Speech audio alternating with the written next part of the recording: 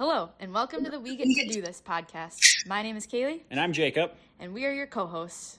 In this show, we're going to dive into all things our lives, from our partnership to romance to entrepreneurship to growing our businesses together, our fitness journeys, and we're going to have a ton of different guests on that relate to what I just said in some way.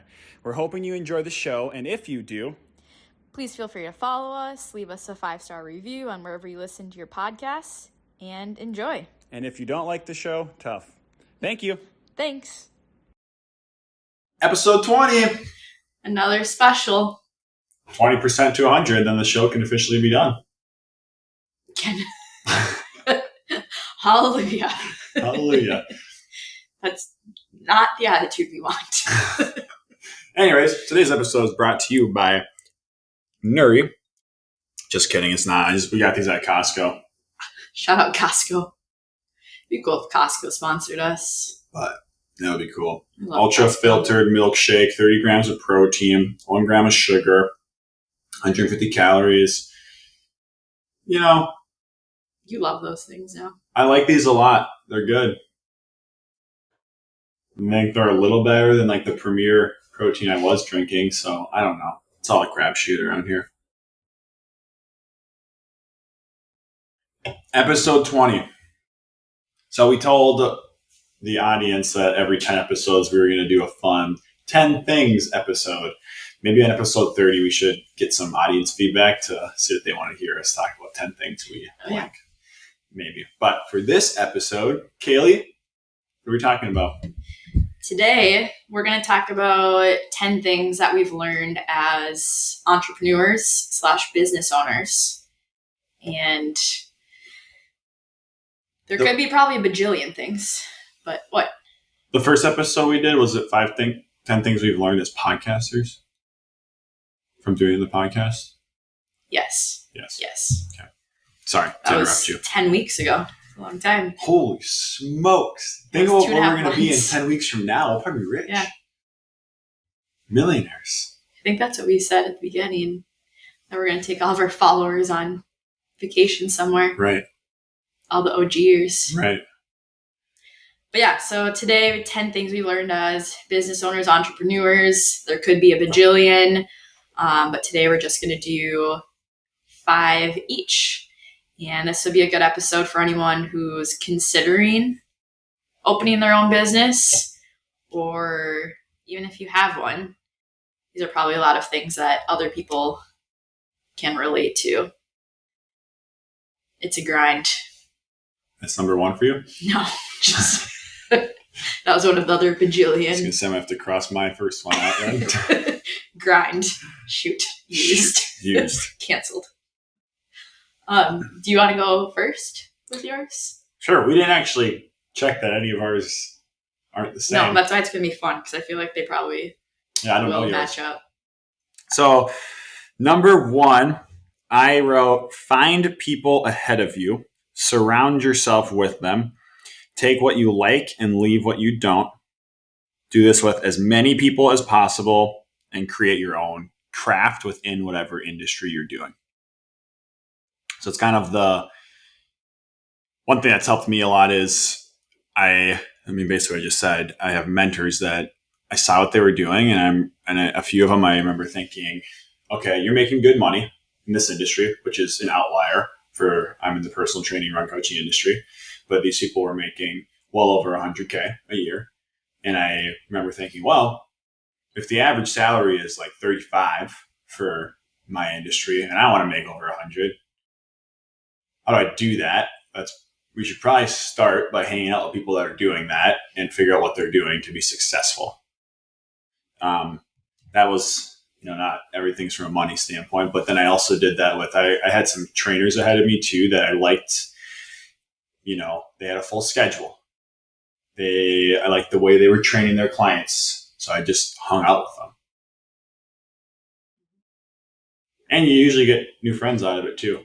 The only thing I will say is be careful, because actually I won't say it. Never mind. You usually get new friends out of it too. So that's number 1. Find people ahead of you that are doing what you want to do in like 5, 10, 20 years, and learn from them and model after them. And also remember that there's going to be things that they might be doing that you don't like. So don't do that. That kind of goes along with one of mine, but basically I was saying no one is going to run their business the exact way that you want to. So take what everyone says, get mentors, look at where other people are at. But as our guest Todd said, I think it was episode 7 or 8 around there, listen to all of your mentors, but take everything with a grain of sand, is what he said. And it's okay to get advice and listen to podcasts and read books and gather all of that information from different sources that you trust. But at the end of the day, it's your business. And even the two of us run our businesses very differently. And when I look at other acupuncturists, we have the same general idea, but it's still very different. And at the end of the day, people are coming to your business for you and not because you're a replica of somebody else. And that also goes along with, I feel like people give you a lot of feedback, good or bad, of what you're doing. And if somebody's not doing what you want to be doing or where you want to be in the next 10 to 20 years, really take their input with a grain of sand. Not saying completely cancel them and don't listen at all, and that goes for anything in life. If somebody's giving you relationship advice, but they don't have the relationship that you want, if they've learned from the past, then that's one thing. But just remember that people are always going to have an opinion, and just follow more so the people that you can see yourself being someday. Yeah, Aaron Rodgers, I think on the Joe Rogan podcast, talked about how he never takes advice from people he wouldn't ask for advice from. Yeah. So if someone, and usually the people that just bluntly give you advice or coming at you, it's GTFO. Yeah, most people do not know your exact situation. They don't know where you came from. They don't know all of the details. So if people are, putting you down, just remember that you are on your own journey. Number 3, you have to learn to love the process and be okay with working/hustling constantly. So this is going to be a hot take against people who are oh, hustle mentality is toxic. But here's the thing. If you're going to be an entrepreneur, you need to have a hustle mentality, period. Don't do entrepreneurship otherwise. It's pretty blunt. And I think that's pretty self-explanatory. You're going to have to work 24/7. And that is, I'm not exaggerating, probably more than that you'll be working, especially in the beginning. If you want to be successful. If it's a side hustle thing, I guess, and you just want to do 10 hours a week of it, it's fine. Yeah. But if you actually want to get somewhere, you are going to have to put in the time. You have to put a lot of work in. Because as a solo entrepreneur especially, typically you do not start right off the bat with marketing, HR, people help with finances. Those are things that typically come later. It's at the beginning. It's all you. Right. But also, don't just hustle for the sake of hustling. Right. If possible, right? That's very privileged to say, but try to hustle where it makes sense. For example, I see, a lot of personal trainers that will have another job at a gas station. You're not going to pick up clients there, likely. It has nothing to do with personal training, right? Go get a job at a shoe store or Dick's Sporting Goods or something related to it. So, along what I was just saying about you doing all the work, as an entrepreneur, you're the one who's making all of the decisions. So no one is standing over you, telling you what to do. And even a schedule, no one is giving you time off. And I feel like you and I are good together with that, because when we first met talking, you were like, I'm going to take a month sabbatical every year. And I think it's hard because we don't get sick time, we don't get vacation time. It's more of, okay, we want to take this vacation, so we're going to block off our schedules for a week or two. But then I think the hard part is then we're not getting paid. And so then in my mind, it's like, it has to be very intentional time off. Or I need to actually be like, Kaylee, you deserve this time off. And yeah, just the fact that nobody's like setting that time aside for you can be pretty hard. Mm-hmm. I agree. But I know that can go for even office workers when you have unlimited time off. Right. Then I think there's studies where those people end up taking less time off than people who actually have a set amount of vacation time. So this kind of goes for everyone, but use your time off. And if you don't have built-in time off, something we could even, I don't know, it's just a thought, but like setting aside, like say, okay, let's give ourselves 3 weeks vacation time every year, which I guess that's kind of what we do with the sabbatical. But just having that in mind so that you don't get 6 months in and you haven't taken a day off, especially because we are working around the clock 24/7. It's more than just a 9 to 5. It's you wake up, you're answering emails, calls, you go to bed, you're still try to be better at this too. But you come home typically and are still like finishing off things for the day. You're answering texts from clients. So it's more than full time. Yep. Number 5. Yeah.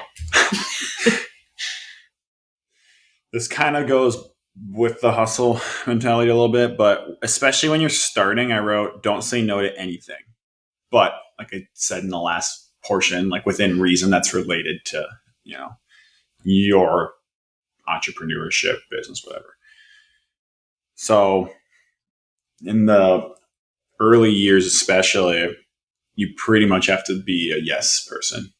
Say yes to pretty much every single opportunity.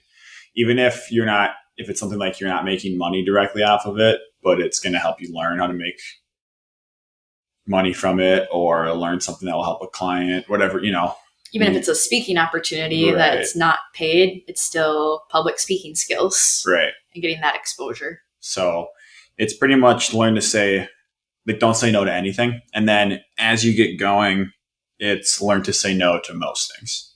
And that's kind of the point. It's like we're at now where it's maybe not exactly there, but I'm getting to a point where I need to say no to more than I do. So finding that balance is important, but especially at first, don't say no to like anything. Go do tons of stuff.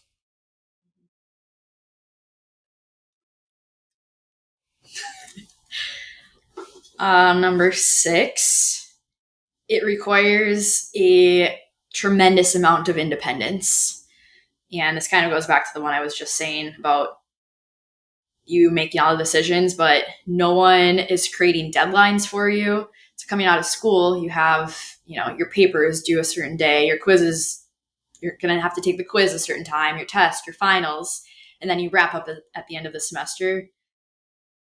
Now the business never closes. There's no like final trimester ever. It just keeps going.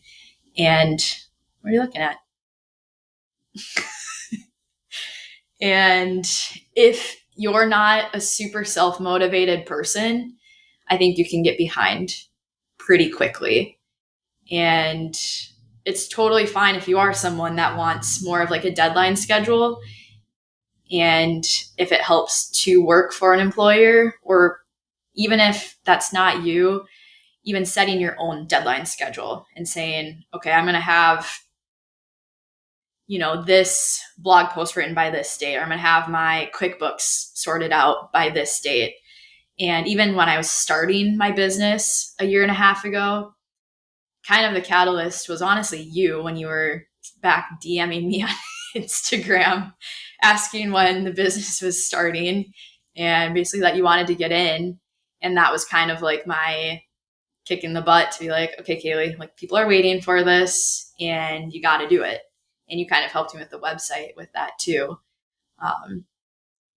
I'm more of a perfectionist. I wanted everything to be perfect. Before I put up my website or had my scheduling link up. And at some point, you just have to go for it and do it. And if you don't have a Jacob, you need to be able to find that motivation by yourself. And I think that's where being an athlete ties into, because it can kind of be the same thing. If you're not motivated to go out for a training run, nobody's forcing you to do these things. Nobody's forcing you to get up at, we got up at 5 a.m. to go to strength class. You have to be self-motivated. Yeah. Which can be kind of draining too, knowing when to put on the gas pedal and when to chill a little bit. Yeah. And self-motivated and able to go with the flow. Kind of like with the website and business, the easy example is I had someone ask me for a business card at one point when I worked at the running store. And I don't remember if they were an employee or I was going to see them again the next week. And I was like, shoot, I don't have any with me today. I'll bring one next time I see you. And I didn't have any at all. So I went home that day, made business cards and got them expedited shipping or whatever and brought it back. Stuff like that. Website pages. I've done that with website pages. My gait analysis process when I was first starting it, I remember one of the first gait analysis I did. I didn't have any videos made for the exercises. So I got done, drove, made videos for 3 hours, uploaded them to YouTube. It was so much work. And then, So, 5, 6, 7. Number 7. My lucky number. This one's important. Don't talk bad about anyone or burn bridges. It's a very small world. And in my industry, our industry, I've just seen so many people do that and it's just as mind blowing to me. So don't do that. It's just not necessary.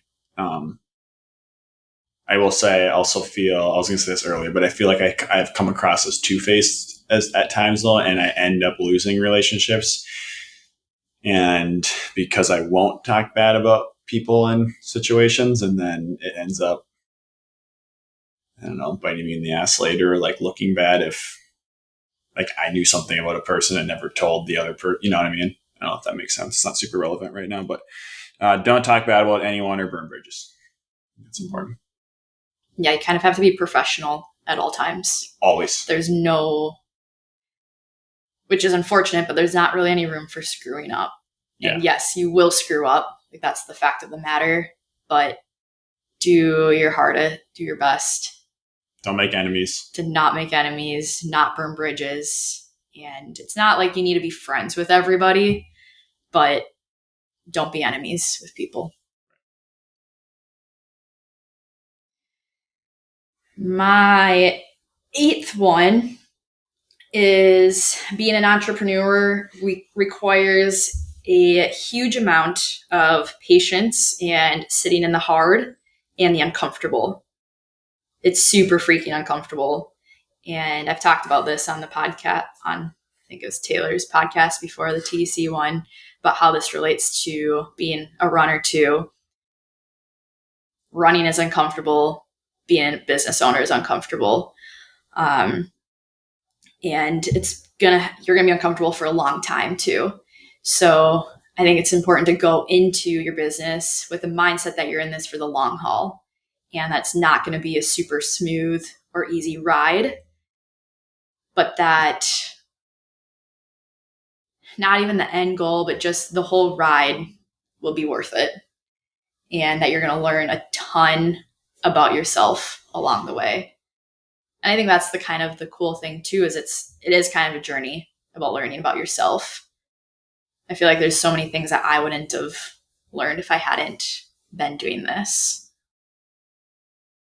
Just so much patience with yourself and those around you. People around you need to have a lot of patience with you. And don't give up. Be stubborn. Keep going. Yeah, I'm terrible with stats, but another stat, over 90% of small business owners will quit within the first couple years. Probably. And you can totally see why, because it's hard. But I think what I've heard is if you stick with it for at least 5 years, then things start to kind of happen and don't seem so hard, is what I've been told. Mm-hmm. And then think of where you're going to be after another 5 years.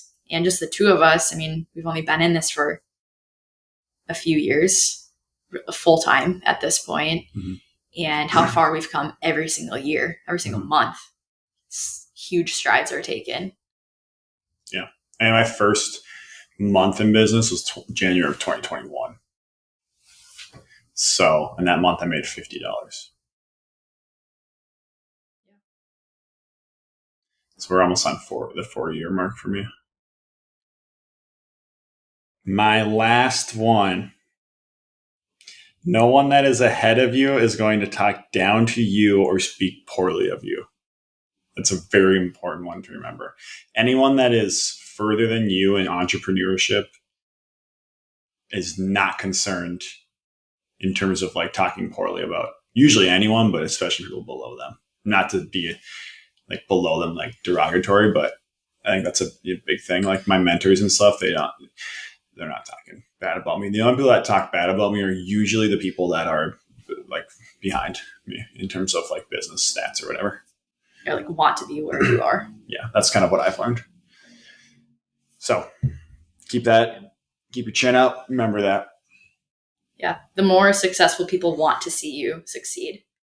Exactly. That's a good way to put it too. Yeah. And non-successful people like are afraid of success typically as well and don't want to see a lot of times people succeed around them because it makes them feel bad about themselves. So remember that too. I've had numerous people like that. Having a business and being an entrepreneur exposes all of your insecurities. Yeah. What are your insecurities? Just kidding.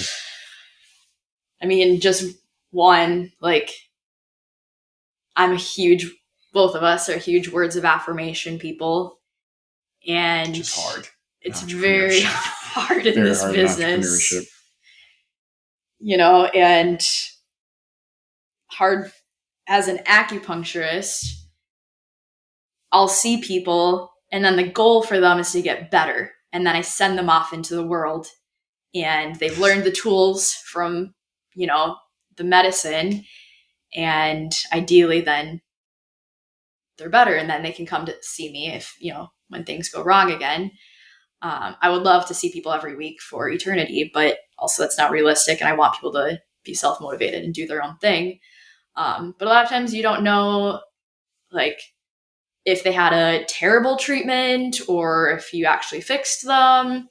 And thankfully I know a lot of my patients and stuff, but I can just be very hard on myself because I don't get that immediate feedback that I love, which was nice in school because you find out your grade immediately or your score on a test or, you know, just different things like that where I got a ton of feedback in school.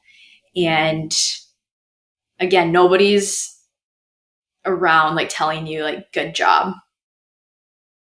And I mean, we have each other for that in our families, I guess. But yeah, you're putting everything out there. And even doing this podcast, like, shows a lot of vulnerability on our part for sharing things. And that can be hard too. So yeah, again, you just learn a lot about yourself and things that you need to work on. Yeah. We get to do this. What's your we get to do this moment this week? Well, this is a little in advance of when this will already have been done by the time this pod comes out. But I get to see Taylor Swift this weekend. Oh, more Taylor Swift, 10 more minutes. I did sadly just see, I don't know on what charts, but Beyonce is actually ahead of Taylor in some like music chart. Not I was surprised. like, and then followed by Rihanna. Beyonce, Rihanna, like, Taylor? Beyonce, Taylor, Rihanna. I was like, wow, the queen comes out on top. She is the queen. But Taylor is Taylor. I know. I haven't even gone there yet, but I'm very excited to be in Seattle and Vancouver and just feel extremely grateful that I can do that. It's going to be fun for you. What's yours? Well, I'm racing a marathon in like 3 days, and that's definitely my reason to do this moment. So it will be my weekend. I'm just very excited to get out there. I'm very nervous, very happy. Hard part's done. Harder part's done. It's going to be hard on Sunday, but the training's done. Legs felt really good today. And fly out tomorrow morning. We get to do this. It's time to go to work. Business trip. Heck yeah. Episode 20. Episode 20, y'all. Come to our New Year's class. Come to our New Year's class, Elevate 2025. We'll keep putting in the show notes. Yeah. Thank you all for listening. 20 episodes down, 80 to go. Let's get it.